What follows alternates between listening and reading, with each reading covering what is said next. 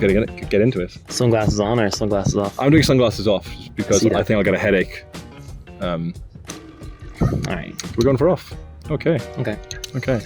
All right.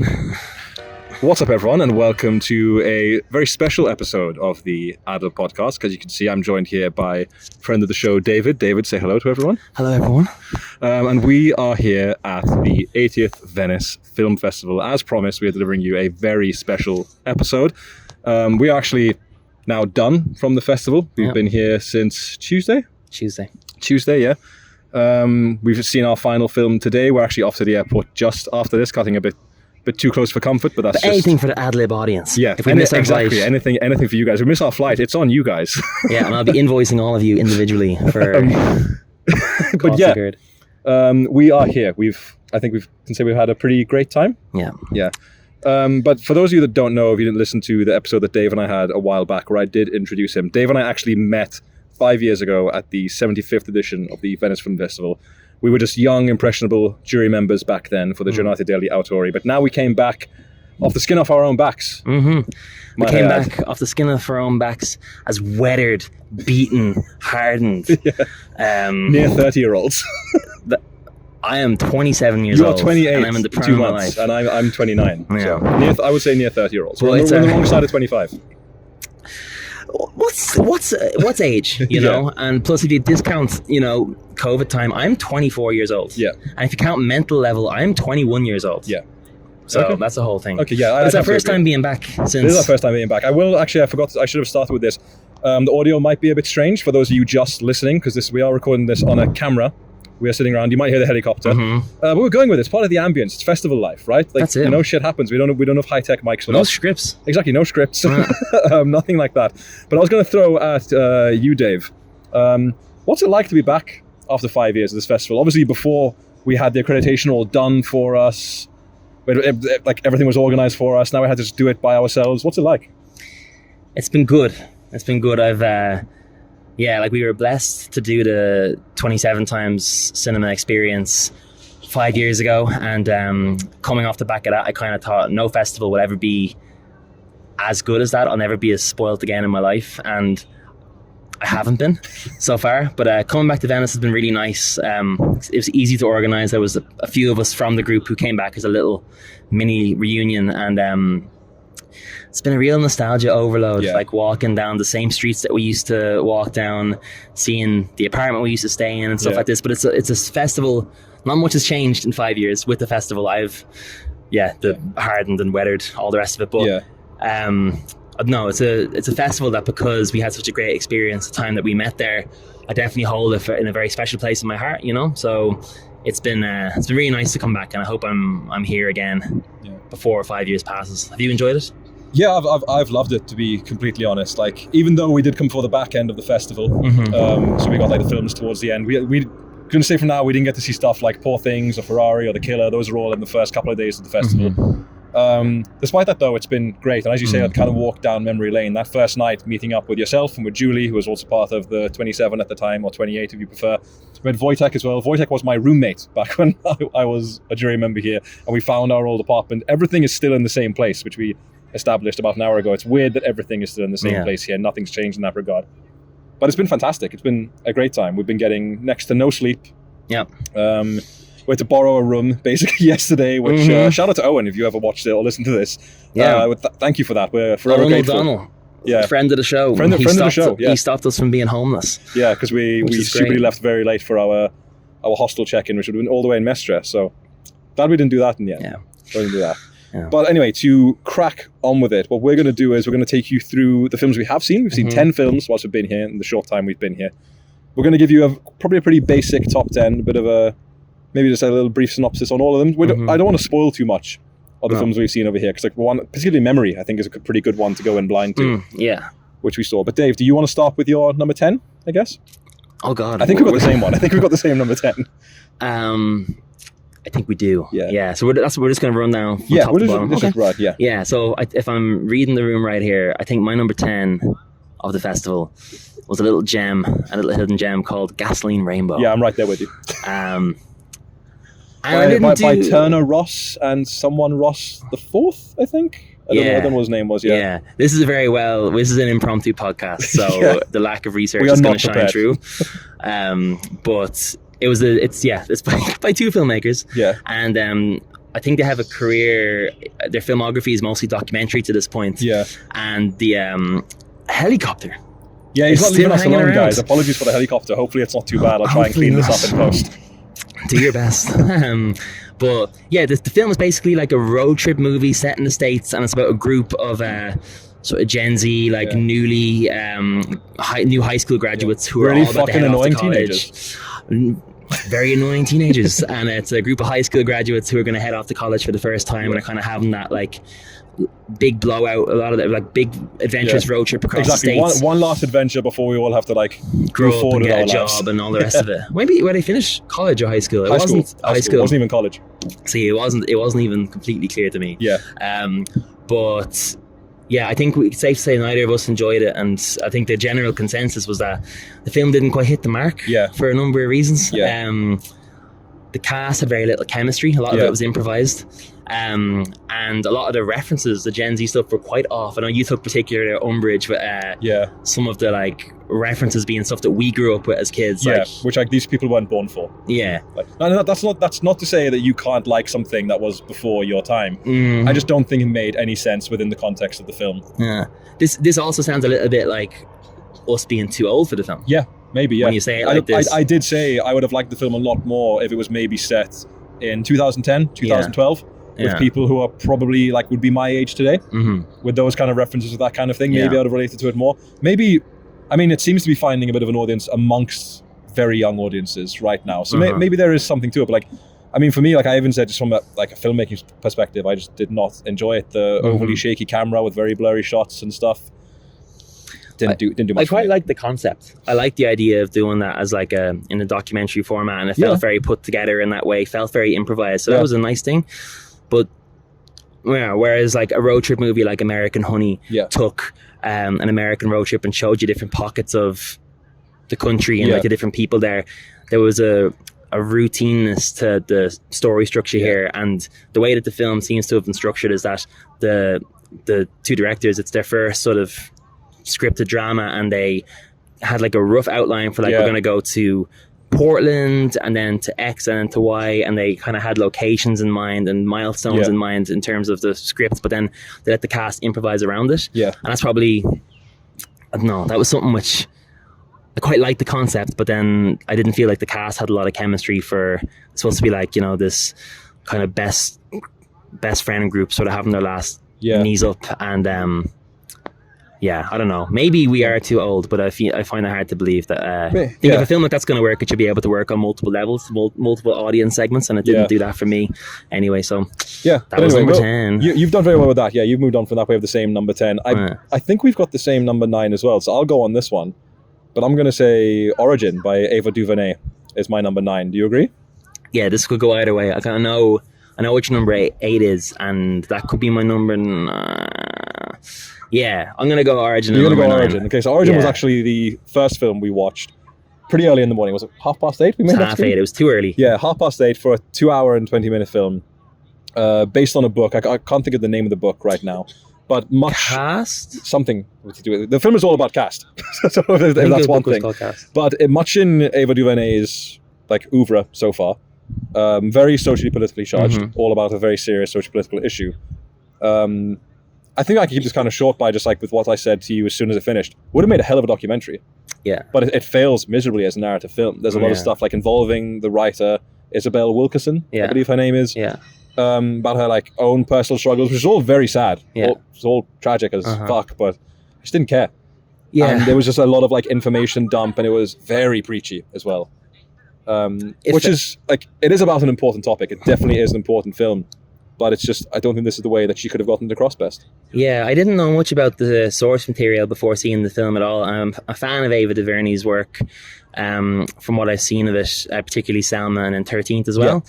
Turns out the source material of this book, which I think is called Cast, but I think it was a real big bestseller in the States in the lead up to the 2020 election. Yeah. And it kind of felt like it's like an fictionalized version of, so it's kind of mixes in.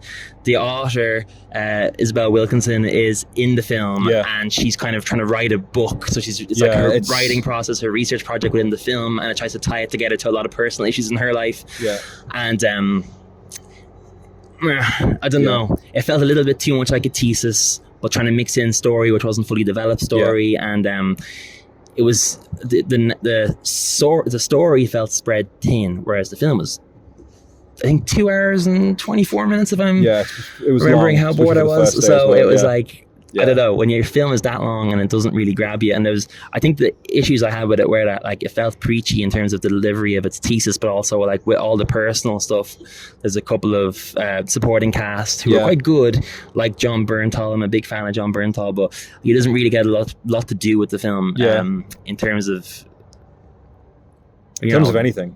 In terms of his performance, but then like his character is so nothing, surface level development wise. So it didn't really grab me. And the only reason it's probably my number 9 is the length of it, because I didn't really like my number 8 either, but it didn't bore me. Let's go straight on to number 8. Number 8 was a film. Now, this is a film, if you want to understand the dynamic of our friendship and also our third party, our third wheel, Julie Levine, who's neither here nor probably not watching this. But the dynamic is kind of Joe's sort of like the leader of the bunch, not in terms of social standing, because he's no way in terms of social standing, but in terms of like booking films for us in the festival, leading us around the place. He's the Don, and you picked out this film, which is Shadow of Fire. Hokage. I picked it out simply because Shinya Tsukamoto was directing. I didn't know anything about it. I haven't read a single plot synopsis, and I'm here to watch films. You know, I'm not here to fuck around. I'm here to watch films that are in competition, and this is one of them.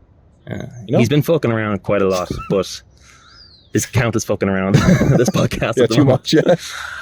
But you're right. Like, you picked the film, and as a result, I blame Joe for me not liking the film, which is that's harsh. That's the cape you choose to wear. I'm gonna say as well, we watched this film straight after Origin. We had to rush to get to Origin for 8:30 because we were on the mainland Venice, so we had to get a boat over to the Lido. Origin finished slightly late, so we had like 7 minutes to get to Shadow of Fire. We got there a little bit late, had to not take our actual seats and take just the first seats available. So I think we were a bit flustered. And I'll let you riff on this one. Okay. Because I like, spoilers, I didn't love it at all. I wouldn't even say like I really liked it, but I had less problems with it than you did. The film is set in Japan.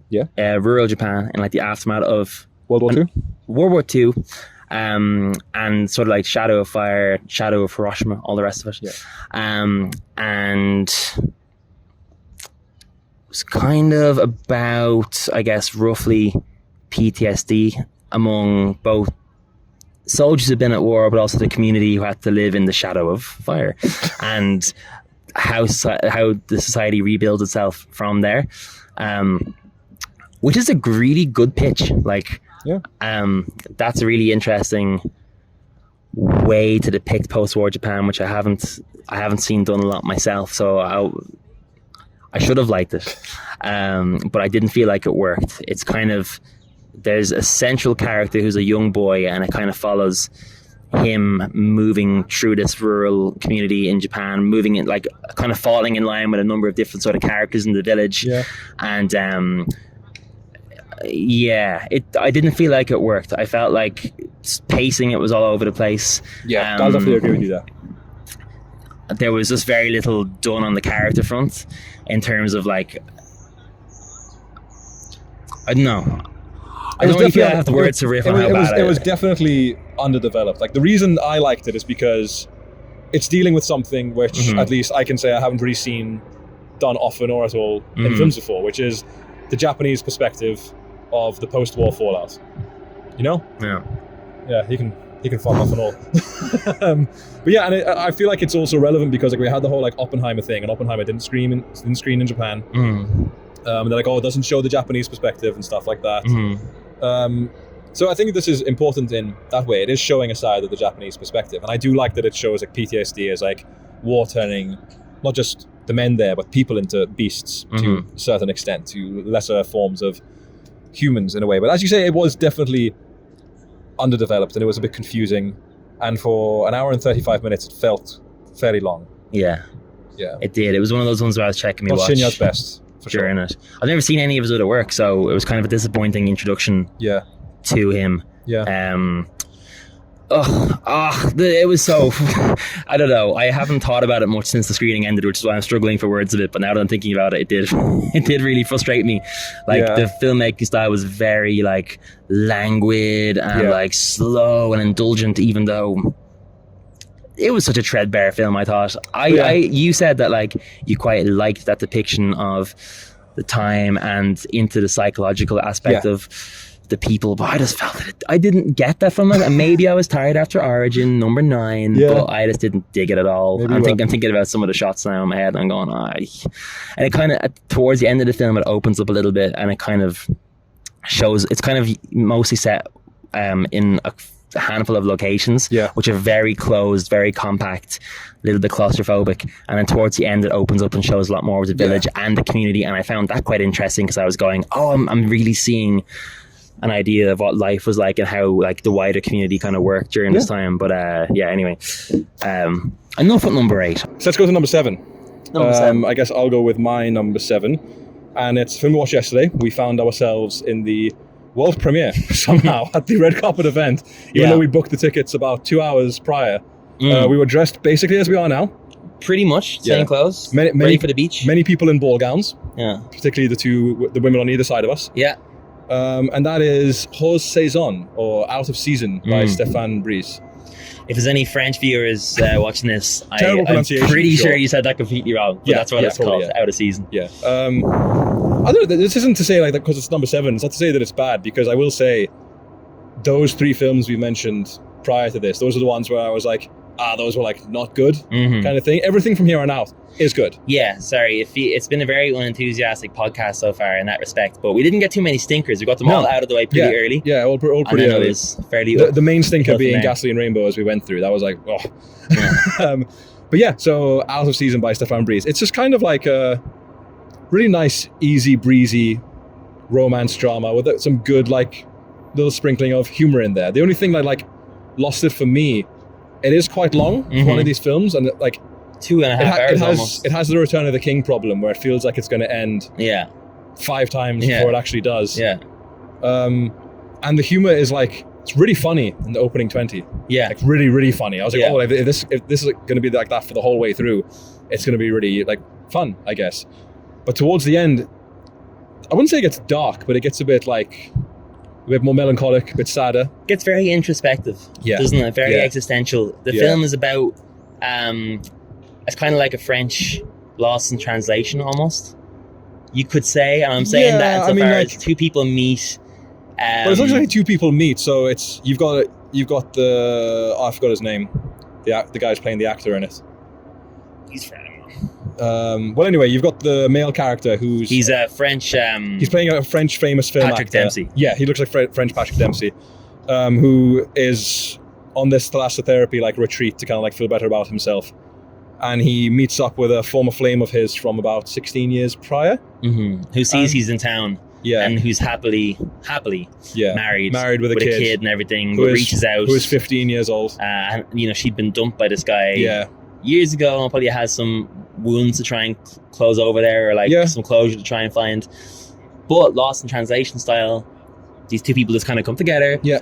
Not in that way, but then I don't know. And then they spend time together talking and like, I don't know, walking the premises and everything, and it kind of develops from there. But I'd agree, it's a very like fun story to begin with, and then the tone kind of goes a lot more introspective, existential. I did like it. I've heard that for Stéphane Brice's work, it's a lot like unexpectedly lighter than his other stuff. Okay, I think good. That's good. I was told that last night. People were going, "Wait, what? You said it's fun and like light? That does not sound like him at all." But bits of it were fun. Bits of it were fun, but yeah, I quite liked it. I enjoyed it. I would agree it was too long, and I felt that the film, like structurally, it kind of begins with like the dude's point of view, and then as it goes on, it kind of shifts towards the woman's point of view, but I don't know. It doesn't really feel like it completely finds closure for either of them. Either of the characters, really, in that way. So in that sense, it's light too, where it's not one that's going to probably linger too much with me. I don't have to think about it too much afterwards. But it was a fun watch, and it was really fun to be at the premiere, which is a complete accident. We just found the 2 tickets. We were like, we wanted to kill a bit of time, and then suddenly we were on the red carpet with the dogs out, So that was nice. Yeah. Okay, so that was number 7. Do you want to go with your... This is where we'll start to deviate probably a little bit from each other. Okay. Do you want to go with your... Actually, no, I think for number 6 will probably be the same. My number 6... I'll let you go. My number 6 would be King and Country. Yeah, same here. See, we just... We're just so alike. It's just so wholesome. You could do this by yourself. Number 6 is King and Country, which was part of the Venice Classics section. By Joseph Losey. Joseph Losey. 1963? Is it? I think so. That's the same year my parents were born. Oh, yeah. How good.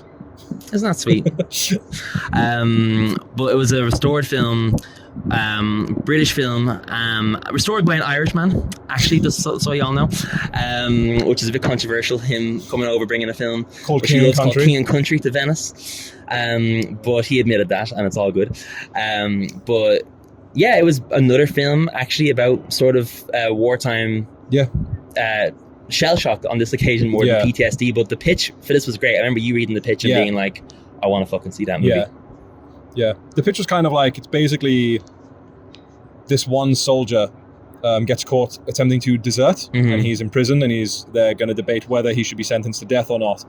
And a much higher ranking officer comes in as his, like, I guess, lawyer in this case to defend him. And at first it starts out with like a lot of like disdain for deserting is obviously like a serious like offense in the army.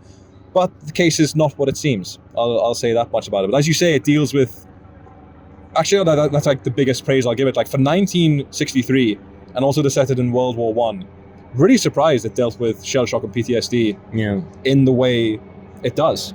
Like, I don't even think like now we deal with it in very good ways. This is like incredibly progressive for the time. Like a lot of like definite intentional things from the director about mental health, not just relating to the war, but just mental health in general. Yeah, and it also painted the British Army and everything in like, I suppose, not a poor light, but like it was pointing fingers at themselves in terms of how they would have handled those issues among their own soldiers and stuff, which, like you said, is very progressive to have done at the time.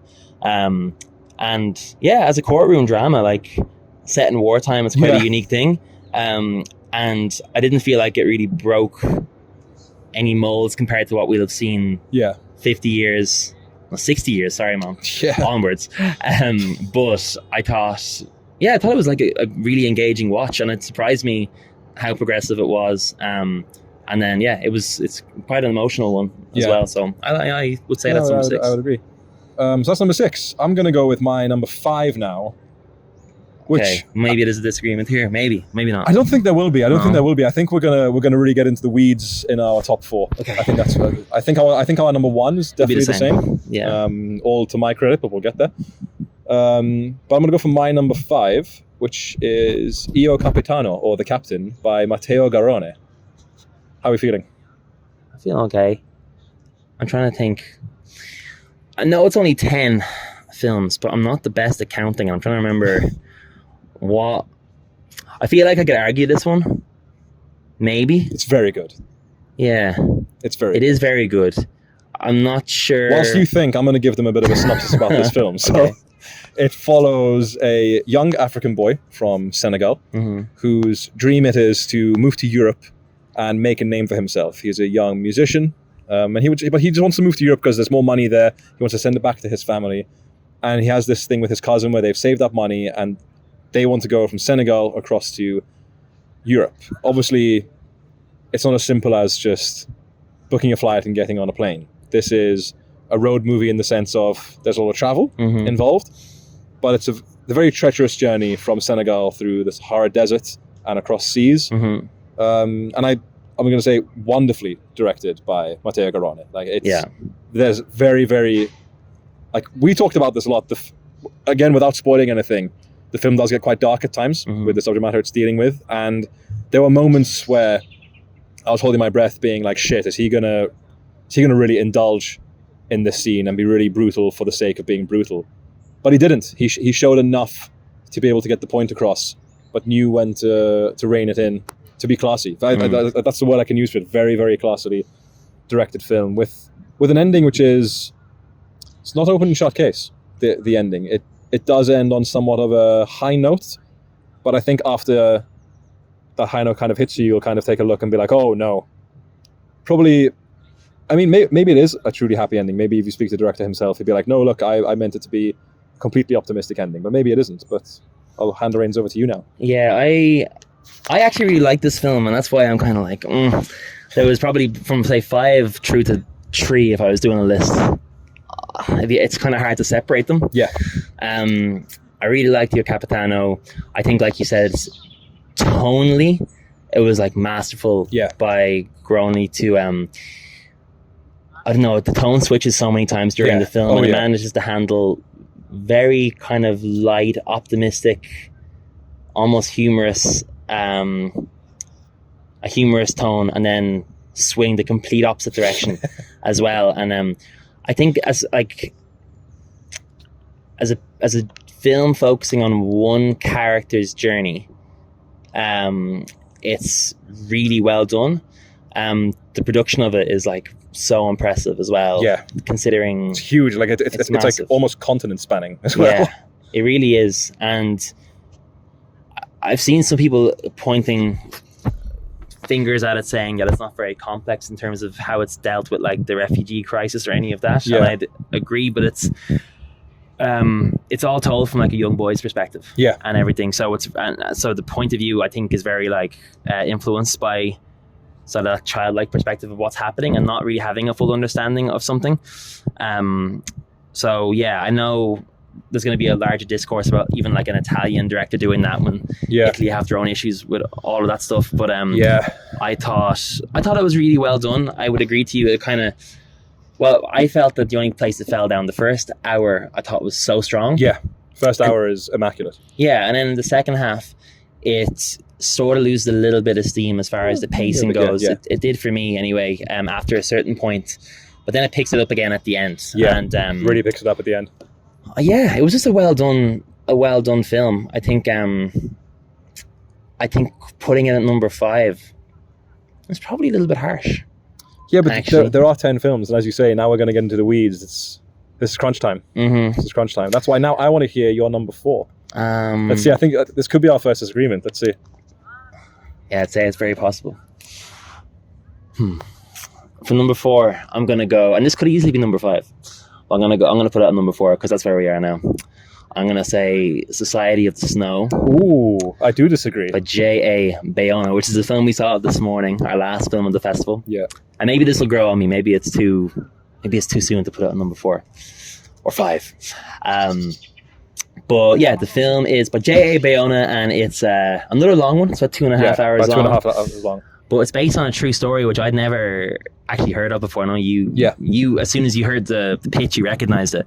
And it's basically set in 1972. And it's about the Uruguayan rugby team, or a rugby team, the old Christians rugby team from Uruguay. Who take a trip from Uruguay to Chile, and then they end up crashing. Their plane crashes in the Andes. This is not spoilers. This is a true story. Yeah, this is, and there's, I think, is it 46 or something people who were on the flight. Yeah, and then a group of them, like, obviously don't survive the landing, and then a bunch of them do, and then it's kind of about this group of players who are stranded in the Andes. Yeah. For an amount of time. 72 days. 72 days. They spent on the island. I wasn't sure if that was a spoiler or not. Nah, like, 72 days. It happened in 1972. Okay. Like, yeah, if you haven't heard by now, like me. There's a lot more to the story that will shock you when you watch it, which we're not going to spoil. Yeah, and I think probably with any of these, like, sort of based on a true story films, you kind of have a rough idea of how it's going to end, and how it's going to go. But the film really surprised me, actually, in just how it was done. The horror expertise of J.A. Bayona really shines through in specific scenes. It's really brutal and uncompromising when it wants to be. Yeah. And it features a cast, which we were speaking earlier, I think is like largely Spanish, is Yeah, it? And Uruguayan and Argentine, like mostly first time cast Yeah, who are newcomers. brilliant. Completely, yeah. The production is like another one which is just incredible, Yeah. like in terms of the scale of it and everything. They seem to have shot a lot of this on location, which is staggering. They shot at the actual crash site, Yeah, which is amazing. which is ridiculous. Yeah, I would have thought it was in some studio or something Yeah. like that, but to have done it where the crash site was is amazing. And my only real complaint with it was that I felt structurally the screenplay was the point of view was quite strange. There was a few things I did which surprised me, and the sense of pacing. I think as a result, you really felt that 2.5 hour length. Yeah. It probably needed to be a long film, but I found myself out of the film at times wondering what time is it, and it's going to be a Netflix film. So I mean, if I was watching this on my unfortunately, this is going to be a Netflix film. Yeah, if I was watching this on my couch at home, I think I could see myself saying, "Oh, I'll pause this," or "Oh, I'll do on my phone." It's one of those that, like, it's on the big screen. It was stunning, but the sense of pacing does hinder it. I'd say does harm the viewing experience.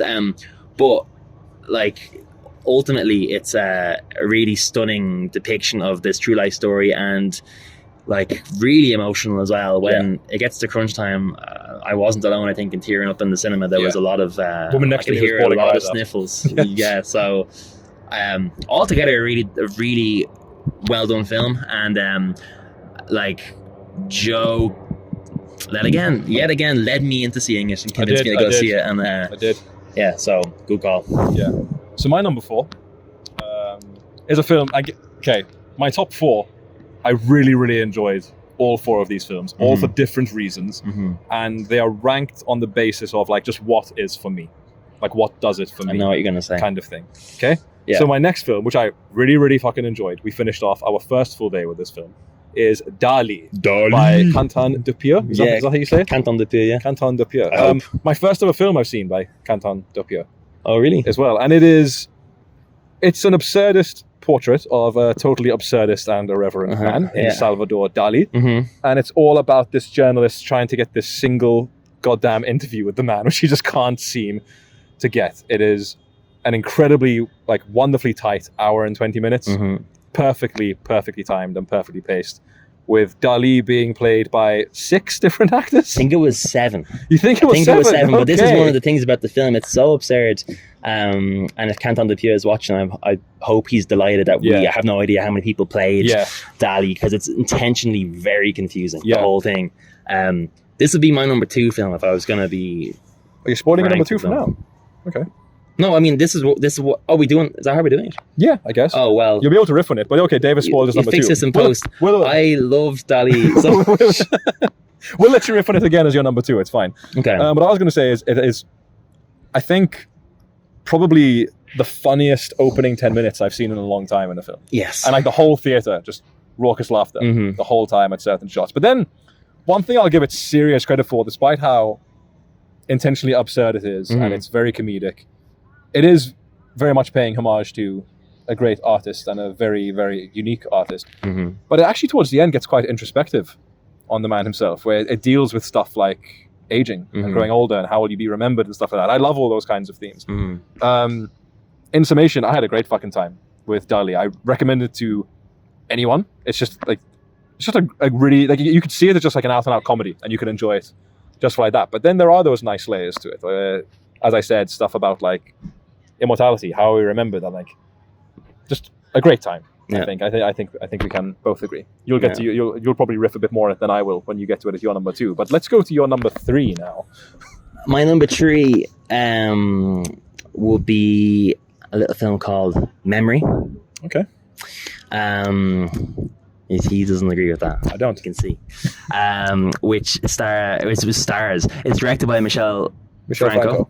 And Mexican director, and stars Jessica Chastain and Peter Sarsgaard.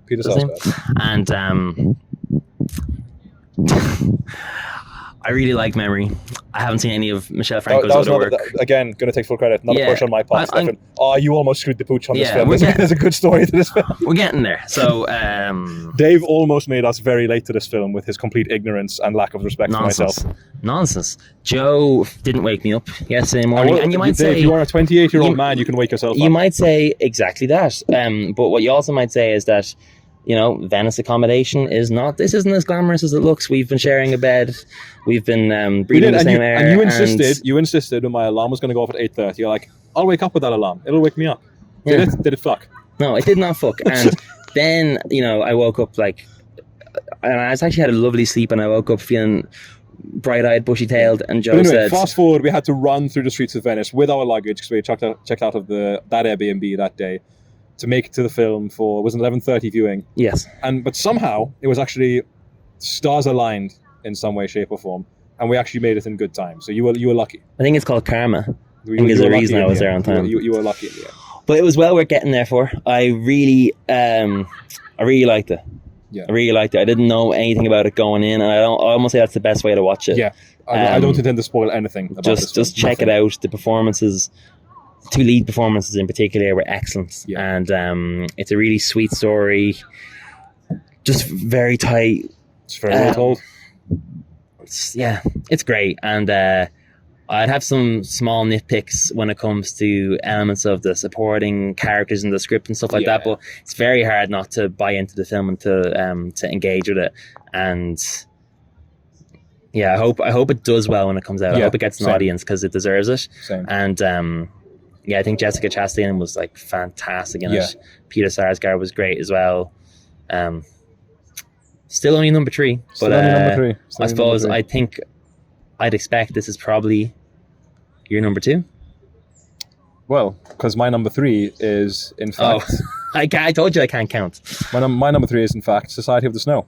Right. Okay. Which you've talked about previously, so I won't talk too much. This is a story about the All Christians Uruguayan rugby team. The things I liked about it was, I'm actually going to say, because like you commented about the length and stuff and the pacing. Now I am giving a benefit of the doubt to the filmmaker here, but I think when you make a film like this, so like I was never bored in this film, but I did obviously feel that it was long. It's 2.5 hours is nothing to shake a stick at. But I think in a film like this, where you're depicting such a brutal survival story in a very brutal way, because at times, as you said, it's like a horror movie at times. Like the plane crash in itself, it's terrifying. You haven't seen a plane crash like this put to film yet. We're flying home tonight. Yeah, no, it's terrifying. I hate planes now. But I'm actually going to go out on a whim and say the length is completely deliberate in something like this. You need to... It's like... And the reason why I say it's deliberate, are you familiar with the film Das Boot? I haven't seen it. Well, that's the German film about guys stuck in a submarine, about 4 hours long. And the whole shtick about that film was like, oh, it's meant to feel long because those guys are stuck in the submarine, so should you be stuck in the submarine with them. And I do feel it's deliberate on the part of like, these guys are stuck in the Andes.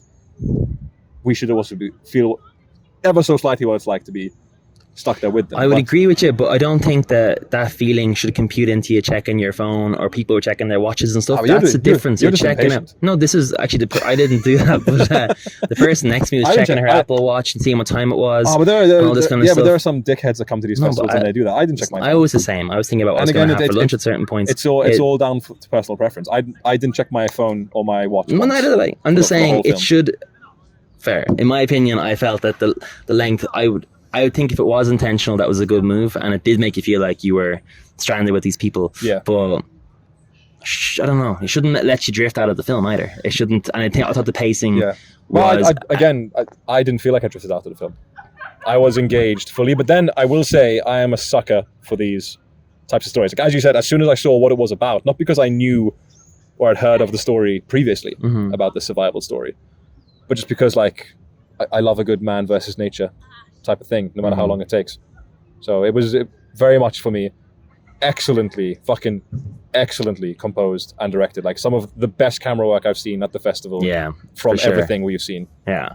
The design, the production design, the sound design, the cinematography, it was a stunning piece of work. And it's a shame. It's the attention to details. If you looked up some of the production after it, the fact that they have over 100 hours of interviews with actual survivors from this whole thing. Yeah. The guy who wrote the book about them, who was actually a childhood friend of most of these men, he was an associate producer on the film. So they really, like, Bayona bought the rights for this film back in 2012 when he did The Impossible. Really did the homework on this one. Yeah. And it shows. It really shows. It's a weird one to say I really enjoyed it, but I really liked it. I think there's a lot of merit in it, and it's upsetting that people are gonna put this on whilst they're making pasta in their front room. Exactly. On fucking It's Netflix. one that deserves to be strapped into and engaged with, and even if I'd say you can drift out of that, like, it still deserves the attention. It's a really impressive piece of work. Yeah. So yeah, I'm glad we got to catch it before we. I'm going to let you go for your number 2, which I know what your number two is. Number 2 is the same number 1. It's definitely Dali. Yeah, just to carry on from what you said about it, like, I really vibed with it, and I think it's definitely not a film that's for everybody. It depends on. You reckon? I wouldn't. Yeah, I'd say some people will get so sick of the absurdist nature of that. I'd say a lot of I think some of the meta work. stuff some people will get sick of, but I think most people can enjoy it as just a face value comedy. I don't know. I actually think this would be like a bit inaccessible in terms of a lot of people's palates probably wouldn't watch a lot of film. But like, if I put this on for a lot of my friends, they kind of be like, "This is such artsy." But your friends are losers, though. Number 1. So are yours. You always have friends. All my friends are losers. Yeah. So there is that. I have to defend the few I still have. No, I have lots, but what you call it? Yeah, I'm like your only friend. Friend is a strong. Okay. I thought it's probably not for everybody, but like, it's right up my street insofar as that's, and I don't know, you liked it as well, but like, that silly kind of comedy and stuff, and I had such a laugh in the film, and I don't know, it just did everything well for me. Like, I was cheering at times during this film at the absurdity of it. I don't know a huge amount about Salvador Dali as a guy, and that didn't really inhibit. Like, I know he's supposed to be over the top, eccentric, larger than life, but even knowing the bare minimum, I just really, really enjoyed how these 7 actors played him in various stages. And like you said, a lot of the times it's really silly. It's really silly. But it has a emotional edge to it as well. Yeah. Where that existentialism is concerned, and like, we saw it in a fairly packed screening, and there was like a very loud reception to it again. So it has all the makings of like a movie release in 6 months or a year, I'd say. But hopefully it does get a theatrical release. I'm sure it will, because I think a lot of Canton de Pieux stuff doesn't necessarily travel to cinemas, like say in Ireland or in Scotland, where we're both based. But I think this one would do all right actually with art house cinema crowds over there. So probably as far as like art house goes, it's very accessible art house, I would say. Accessible art house is a good way to put it. So that leads me to my number 1. No, my number 2. I haven't done my number 2. You're just trying to just overtake me here. It's ridiculous. I'm so Whose podcast is this anyway? Not really mine. It's actually technically Andrea's. Love you, Andrea. Love you a long time. But my number 2 is your number 3 in memory. Right. Ironically, I couldn't remember what my top 3 was. The film you almost made me miss. Yeah. Would have been very upset, because the love of my life, my favorite actress of all time, Jessica Chastain, is leading this film. I'm not going to give away any plot details. Don't do them. On this film. And viewers, listeners, whoever you are, Andrea, Franco, I know you guys will at least listen to this. Do not look up anything regarding the plot of this film. Just know it's about 2 people who meet. It's all you need to know. Okay? And that's the best way to see it, because the way it unfolds, there's just such like, it is very tragic. It's extremely tragic. It's a very upsetting movie, but it's also an incredibly heartwarming movie. And for me, it had topics which are very close to my heart, some which I had some form of personal experience with, handled very well. Yeah. Very, very beautifully, very tenderly. That's the word I keep coming back to on this film. Very tender. In the performances and in the handling of its themes. And apparently for Michel Franco, very out of character for him to make, because really, apparently his films are a lot bleaker than this one was. This one actually ends on quite a nice note. That's a strange trend for a couple of the films we've seen. Yeah, to be like, they're out of character for their directors. Yeah, but I'm actually going to keep it there for memory, because I don't want to say any more. I want to say, go watch it when it comes out. I believe it's Mubi, right? Yeah. So it will be on Mubi. Hopefully it does get a release. Really, really, it actually is one, like, as soon as I finished watching it for the rest of the day, couldn't stop thinking about that film. Like, parts of it just kept replaying in my head, and the performances and certain parts of the soundtrack. We luckily got to see Sarsgaard and Chastain on the red carpet later that night as well. Yes, at the premiere. that was really cool. Yeah. So yeah, I can say I loved Memory. It's a film, when it comes out, I will happily watch it again. Yeah, me too. And that leads us to our number one. We have the same number one. Now the context on our number one, guys, just before we get into it, context on this, we obviously have our accreditation badges, right? Like they're like this. They get you into screenings. Dave has misplaced his, no surprise. They get you into certain screenings, but then for public screenings, you can't get in with accreditation. You have to buy a ticket. Now they're only €12 for a ticket over here to a public screening in the largest cinema here at the Parla Biennale. A film we wanted to see, which we knew it was going to be here, was Hitman by Richard Linklater. It is our number one, but the story behind this is, when we were booking our tickets, we were all like, what? We can't book Hitman. Where is it? And then we found out, oh no, we're going to have to buy a ticket to Hitman. Yeah. And both Julie and David, first, I'll say Julie pipes up first. Yeah, come on. But I caved pretty quickly. I'm a Linklater fan. You caved pretty quickly because I just went and did it. No, but I gave you permission to do it. Yeah, but I said you should do it. Spoiler, Joe bought us tickets. I'd already done it by then. So yeah, these two piped up. They're like, look, we've already paid for accreditation. Why the hell should we pay for a screening? And I'm like, guys, I said, this is the first time in 5 years we're going back to Venice. It's a brand new Richard Linklater movie. We all love Richard Linklater. Yeah. I said, €12 is cheaper than I would normally pay back home to go and watch it. Yeah.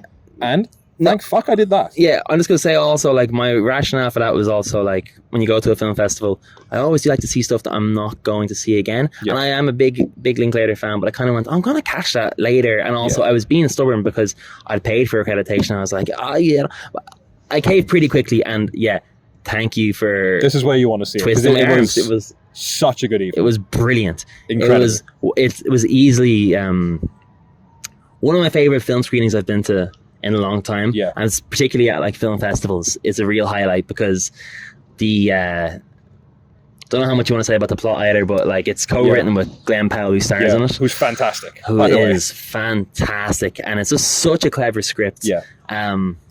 It's sort of a criminal rom-com, to put it like that, and it is just such a riot of a time. The screening was almost joyous. People clapping, people laughing so loud. It was certain scenes had their own round of applause. Yeah, that's how good it was. It was fantastic. That's for me, it's not a flawless film. No. In some respects, based on my enjoyment, it's full score. 100%. I can nitpick if I want to. Nitpick is the word. I don't want to nitpick because it is what it is. Yeah, it took a little. I'll nitpick a little bit. It took a little while, and I say a little while, maybe 15-20 minutes for it to really get going. Insofar as when it was doing the setup, it was funny, and it was I was enjoying myself. But I was kind of it's not gonna.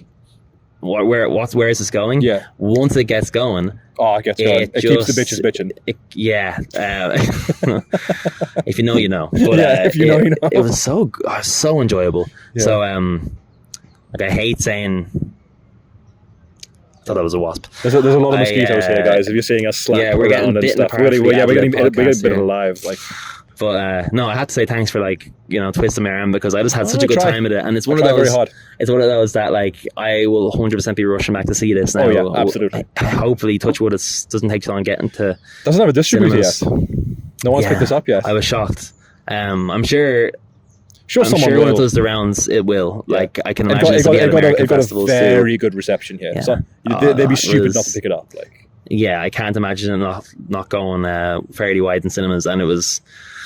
Hopefully it gets the reception it deserves, because it can make a real star out of Glenn Powell. He was this is a very good vehicle for him. I've only seen him in Everybody Wants Some, the other Linklater one, which I really enjoyed, but I haven't really seen him in anything since then. But I love the man. He was very good, fantastic, very good, very compelling. Yeah, it's one of those scripts that I watched and I'm adding to the list of Dave wishes he wrote this. It's just so funny, so good. Yeah. So at least we're in agreement about the. We are in agreement about Hitman. I think we're in agreement as well that it has been great, although for the short time it's been great. That we have been here. 5 days. But now we have a boat to catch to the airport. Yeah, don't we? We do. So I wouldn't mind staying here for another day. No, I certainly wouldn't mind. Extensive another day. Yeah, so catching the Golden Lion screening tonight would be pretty good. Yeah. But guys, that has been us from the 80th Venice Film Festival. Dave, thank you for agreeing to do this. Thank you for attending the festival with me again. Anytime. Let's not make it 5 years before we do it again. No, let's try not to. Yeah.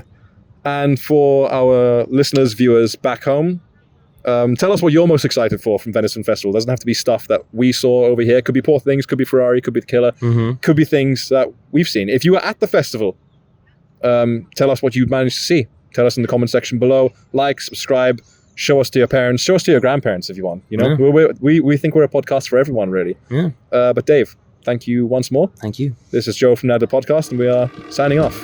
Peace.